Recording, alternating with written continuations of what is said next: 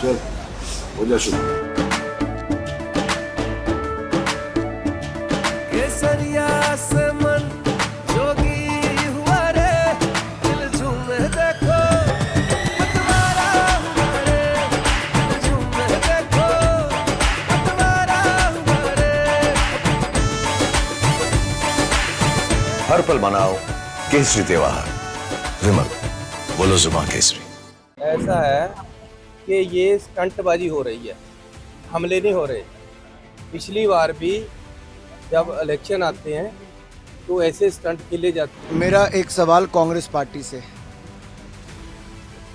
क्या 1962 का युद्ध, 1965 का युद्ध, 1971 का युद्ध, क्या ये कांग्रेस ने चुनाव जीतने के लिए करवाए थे? ये तैयार किए हुए सारे पहले से तैयार करके हमले करवाए जाते हैं। ये बीजेपी को जिताने का एक स्टंट होता है। इससे घटिया बयान जिस पे कांग्रेस पार्टी के राष्ट्रीय अध्यक्ष को माफी मांगनी चाहिए। लोगों के लाशों पे खेलना ये बीजेपी को आता है। कांग्रेस पार्टी कितना गिरेगी, कितने हल्के बयान देगी। क्या कांग्रेस चुनाव जीतने के लिए अब हमारे वीर सैनिकों को भी अपमान करेगी? ये स्टंटबाजी हो रही है, हमले नहीं हो रहे। पिछली बार भी जब इलेक्शन आते हैं तो ऐसे स्टंट खेले जाते हैं और बीजेपी को जिताने का संविधान तैयार किया जाता है। ये तैयार किए हुए सारे पहले से तैयार करके हमले करवाए जाते हैं। ये बीजेपी को जिताने का एक स्टंट होता है। इसमें सच्चाई नहीं होती। लोग मरवाने और लोगों के लाशों पे खेलना ये बीजेपी को आता है। मेरा एक सवाल कांग्रेस पार्टी से, क्या 1962 का युद्ध, 1965 का युद्ध, 1971 का युद्ध, क्या ये कांग्रेस ने चुनाव जीतने के लिए करवाए थे? इससे घटिया बयान जिस पे कांग्रेस पार्टी के राष्ट्रीय अध्यक्ष को माफी मांगनी चाहिए, सोनिया जी और राहुल गांधी जी को माफी मांगनी चाहिए, देश से माफी मांगनी चाहिए। हमारी सेना का अपमान करते हैं। अरे जब अतिक्रमण करने का प्रयास चीन ने किया डोकलाम में, तब हमारी सेना ने मुंह तोड़ जवाब दिया। तब राहुल गांधी जी कहां थे? चीन के डिप्लोमेट्स के साथ बंद कमरे में न जाने क्या क्या तैयारी कर रहे थे। देश को बताएं क्या कर रहे थे। और जब एयर स्ट्राइक और सर्जिकल स्ट्राइक भारत के सैनिकों ने की तो उसके लिए कांग्रेस और विपक्ष के लोग कहते रहे कि फर्जी एयर स्ट्राइक है, हुआ ही नहीं। ये हमारी सेना की काबिलियत पर प्रश्न चिन्ह उठाते हैं।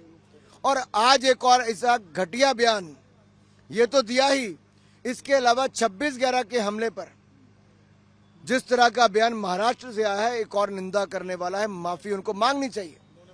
मैं सवाल इस पे आता है कि कांग्रेस पार्टी कितना गिरेगी, कितने हल्के बयान देगी।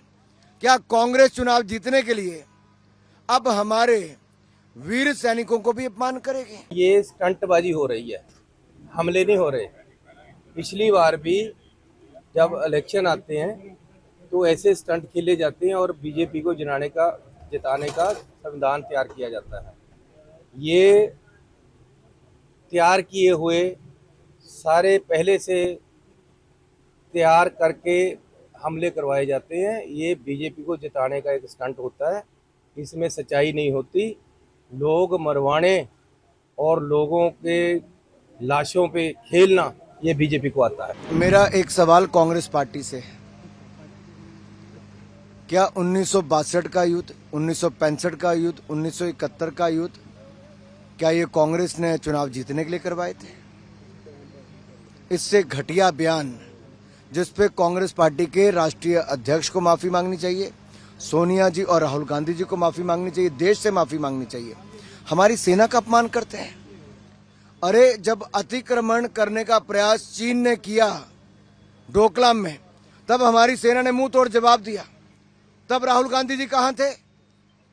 चीन के डिप्लोमेट्स के साथ बंद कमरे में न जाने क्या क्या तैयारी कर रहे थे। देश को बताएं क्या कर रहे थे।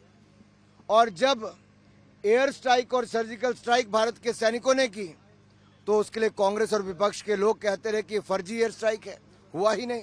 ये हमारी सेना की काबिलियत पर प्रश्न चिन्ह उठाते हैं।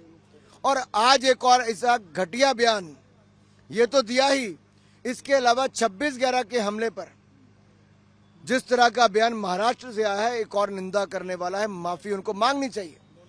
मैं सवाल इस पे आता है कि कांग्रेस पार्टी कितना गिरेगी, कितने हल्के बयान देगी। क्या कांग्रेस चुनाव जीतने के लिए अब हमारे वीर सैनिकों को भी अपमान करेगी?